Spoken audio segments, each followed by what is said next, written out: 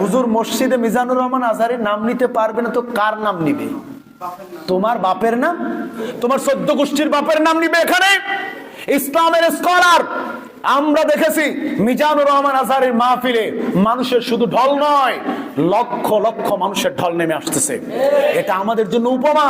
আল্লাহ তাআলা কি সুন্দর সূরাত তাকে দিয়েছেন, আল্লাহ তাআলা কথা বলার কত সুন্দর ক্ষমতা তাকে দিয়েছেন। এটা আমাদের জন্য গৌরবের। মিজানুর রহমান আজহারি মাহফিলে আসার পরে, আমির হামজা মাহফিলে আসার পরে, তারেক মনোয়ারের কথা শোনার পরে অসংখ্য মা বোনদের চিন্তা চেতনা, তাদের মেন্টালিটি পরিবর্তন হয়ে গেছে। আমরা আমাদের সমাজে, আমরা আমাদের সন্তানদেরকে মিজানুর রহমান আজহারির মতন বানাতে চাই। হয় নাই? হয় নাই? আবার অসংখ্য ছেলেপেলেরা বলেছেন মিজানুর রহমান আজহারি মাহফিলে আসার পরে আমরা আমাদের হেডফোন লাগিয়ে গান শুনতাম, ওই গান শোনা আমরা ছেড়ে দিয়েছি। এটা কি আমাদের জন্য কল্যাণ না অকল্যাণ? এই মিজানুর রহমান আজহারি মাহফিলে আসার পরে কিছু দাড়িওয়ালা, টুপিওয়ালা, জুব্বাওয়ালাদের মধ্যে চুলকানি শুরু হয়ে গেছে। কারণ তারা চিন্তা করতেছে মিজানুর রহমান আজহারি যদি এইভাবে মাঠে কথা বলেন, আমাদের খানকা বন্ধ হয়ে যেতে পারে, আমাদের পীরগিরি বন্ধ হয়ে যাইতে পারে, আমাদের পেট নীতি বন্ধ হয়ে যাইতে পারে, আমাদের রাজনীতি কোনো টাকা টাকা থাকবে না, আমরা কি খাবো, কিভাবে বাঁচবো। সুতরাং যারা এটাই মনে করে তাদেরই শরীরের মধ্যে চুলকানি। সুতরাং এই মসজিদের মধ্যে মেম্বারে দাঁড়িয়ে আমি যারা ইসলামী স্কলার আছেন তাদের নাম নিব, একবার না, 100 বার না, লক্ষ কোটি বার নিব। এতে যদি আপনার শরীরে জ্বলে, আমার কিচ্ছু করার নাই। কি করবেন হুজুর? চাকরি নাই, আসসালামু আলাইকুম রহমতুল্লাহ, আগামী জুমার থেকে তাহলে চাকরি করতে আসবো না। আমি চাকরি করি না, আমি আগেও বলেছি মসজিদের ইমাম, চাকরি করি না। যদি চাকরি করি এখন বলবেন ইক্তেদায়তু বিহাযাল ইমাম, আর যদি আমি চাকরি করি তবে বলবেন ইক্তেদায়তু বিহাযাল ইমাম।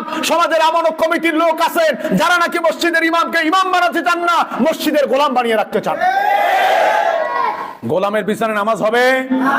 গোলামের পিছনে নামাজ হয়? আপনি মসজিদের ইমামের ভুল ধরে বেড়াইবেন আর মসজিদের ইমাম পিছনে এসে নামাজ পড়বেন, কে বলছে আপনার নামাজ পড়তে? আপনার নামাজ তো হয় না।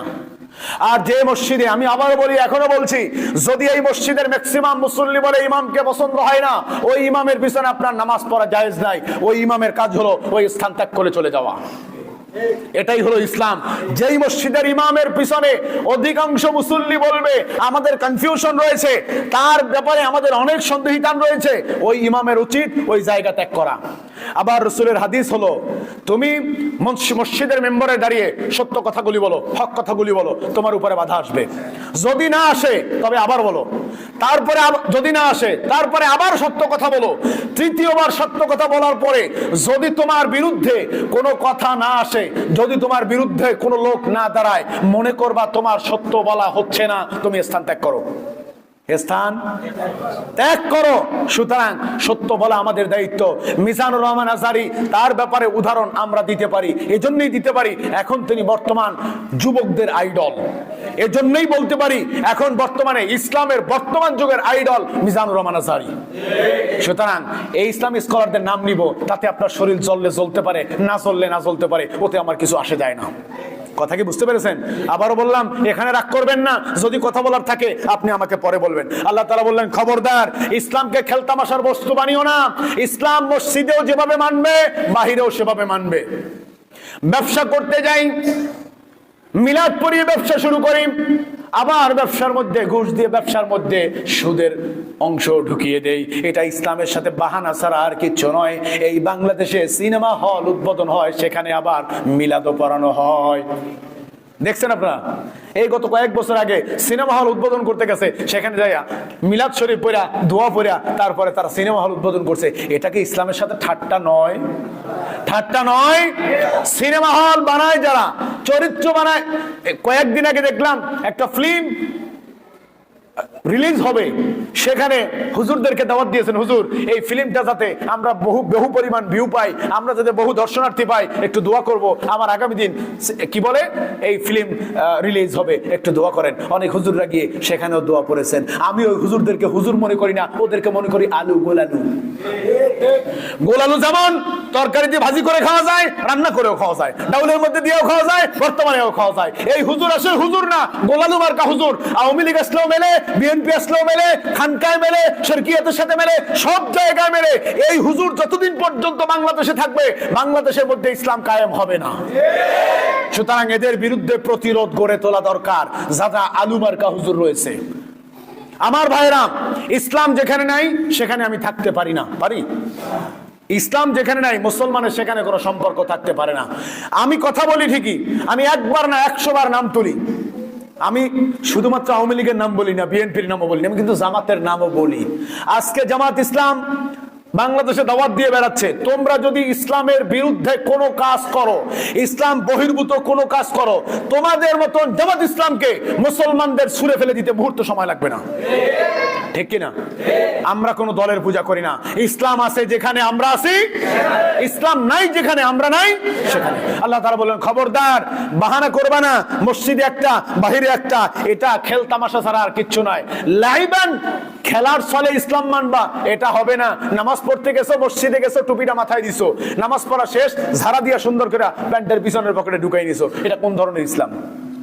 মসজিদে আসছো, প্যান্টটাকে কাসান দিয়া, দুইটা বটা দিয়া টাকনুর উপরে পরে নিছো, আবার মসজিদ থেকে বের হইয়া সুন্দর করে ঝাড়া দিয়া প্যান্টটাকে নামাই দাও, এটা আপনার কোন ধরনের ইসলাম? এটা খেলতামাশার ইসলাম ছাড়া আর কিচ্ছু না। এরকম বাহানা কর ইসলাম আপনার মানার কোনো দরকার নাই। ইসলামের মধ্যে যদি মানতে হয়, আল্লাহ রাব্বুল আলামিন বলেন, উদখুলু ফিস সিলমি কাফাতান ওয়া লা তাত্তাবিউ খুতুওয়াতিশ শাইতান ইন্নাহু লাকুম আদুউম মুবিন। ওয়া লা তাত্তাবিউ খুতুওয়াতিশ শাইতান, উদখুলু, তুমি যদি ইসলাম ওয়ালা মানুষ হতে চাও, পরিপূর্ণতার সাথে ইসলামে প্রবেশ করো, ওয়া লা তাত্তাবিউ খুতুওয়াতিশ শাইতান, খবরদার শয়তানের পদাঙ্ক তোমরা অনুসরণ করো না, ইন্নাহু লাকুম আদুউম মুবিন। এখন আমাদের অবস্থাটা হলো, মসজিদে আসলে ইসলাম মানি, মসজিদের বাহিরে মানি না। ঠিক কিনা? কম না বেশি? যার প্রমাণ দিলাম, মসজিদে আসলে টাকনুর উপরে কাপড় ওঠে, আর মসজিদের বাহিরে গেলেই টাকনুর নিচে কাপড় নেমে যায়, এরকম লোক আমাদের মসজিদে নাই? কে হাত তোলেন তো? এখানে নাই, আমি বললাম নাই, একজনও নাই। দেখছেন, একজনও নাই। এরা সবাই টাকনুর উপরে কাপড় তুলে বসে। ভাইয়েরা আমার, রাগ করবেন না, মসজিদেও যেটা বাইরেও হবে সেটা। মসজিদে আসছেন, টুপিটা মাথায় দিবেন। মাথায় টুপি রাখা কি? টুপি রাখা কি না শুধু মসজিদের সময় টুপি দেওয়া সুন্নাত। আপনি যদি শুধুমাত্র মসজিদে এসে মাথা ডাকেন, বাহিরে মাথা না ডাকেন, আপনি বেদাত করবেন। কি হলো? কি হবে? বেদাত। কেননা বেদাত হলো নতুন আবিষ্কার, নতুন উদ্ভাবন। আপনি মসজিদে শুধু টুপি পরবেন আর বাহিরে পরবেন না, এটা তো হতে পারে না। রাসূল কি এটা কোনোদিন করেছেন?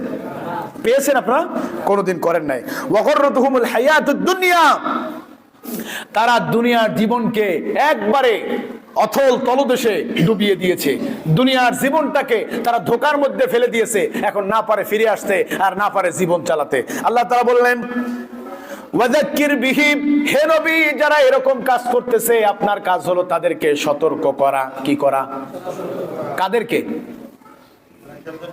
যারা দুনিয়াটাকে খেল তামাশায় পরিণত করেছে আর এই দুনিয়ার জীবনকে তারা একবারে নিঃশেষ করে দিয়েছে, তাদেরকে উপদেশ দেওয়ার কথা শিখিয়ে দিয়েছেন কে? আল্লাহ। এখন যদি আবারও বলছি, তারেক জিয়া এই কথাটা বলেছেন, জাতির পিতা বলবেন জিয়াউর রহমানকে। তারেক জিয়াকে আমি ইসলাম দিয়ে সতর্ক করব না?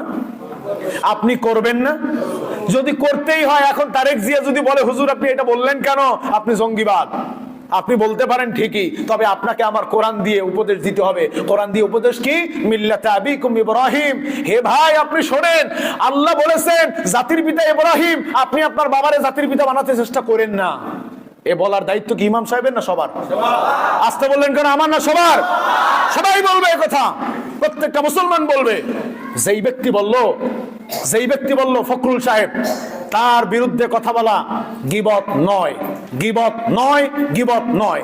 হাসিনার বিরুদ্ধে কথা বলা গীবত নয়, গীবত নয়, গীবত নয়। খালেদার বিরুদ্ধে কথা বলা গীবত নয়, গীবত নয়, গীবত নয়। জামাত ইসলামের বিরুদ্ধে কথা বলা গীবত নয়, গীবত নয়, গীবত নয়। বাসুদের বিরুদ্ধে কথা বলা গীবত নয়, গীবত নয়, গীবত নয়। কেননা তারা একটা দল, তারা একটা দল। ওই দল চাইলে জাতিকে জাহান্নামের দিকে নিয়ে যাইতে পারে। সুতরাং যাতে জাহান্নামের দিকে নিয়ে যাইতে না পারে, তার জন্য আমাদের সতর্ক করা, ওই দল নিয়ে কথা বলা জায়েজ, জায়েজ, জায়েজ। যারা এটাকে গীবত মনে করবে, ওরা ইসলাম জানে না, তারা ইসলাম জানে না। সীরাত ইবনে হিশাম হাদিসের একটা, রিয়াদুস সালিহিন নামে একটা হাদিসের কিতাব আছে, এই কিতাবটা পড়বেন। এই কিতাবের মধ্যে সুন্দরভাবে দেওয়া আছে কয় প্রকার মানুষের বিরুদ্ধে গীবত করা জায়েজ। আপনারা একটু, হুজুর আবার নাম ধরে বলা লাগবে কেন? নাম ধরে কেন? নাম ধরে বলে আপনার সমস্যা কোথায়? ওই ব্যক্তির বিরুদ্ধে ও যদি জাতির কর্ণধার হতে চায়, ওর বিরুদ্ধে মানুষকে সতর্ক করা লাগবে না? দেওয়ানবাগী কি করলো? মানুষদেরকে ইসলাম থেকে বিভ্রান্ত করতে শুরু করলো। এখন দেওয়ানবাগের বিরুদ্ধে আমার বলতে হবে না?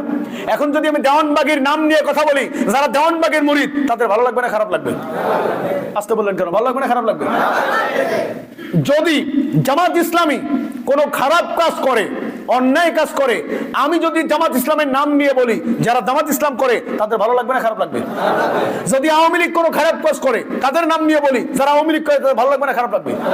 এই মসজিদের সব আল্লাহর দলের লোক। কোন দলের লোক?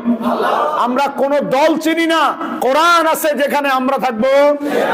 আমি বলছি, যদি কথা বলতে হয় রিয়েল ভাবে আপনি লিখিত নিয়ে আসবেন, এরপর কথা বলবেন হুজুর এই কথাটা বলা ভুল হয়েছে, আপনি যুক্তি প্রমাণ নিয়ে আসুন, আমি প্রমাণ করে দেই, ক্যামেরা রেকর্ড হচ্ছে।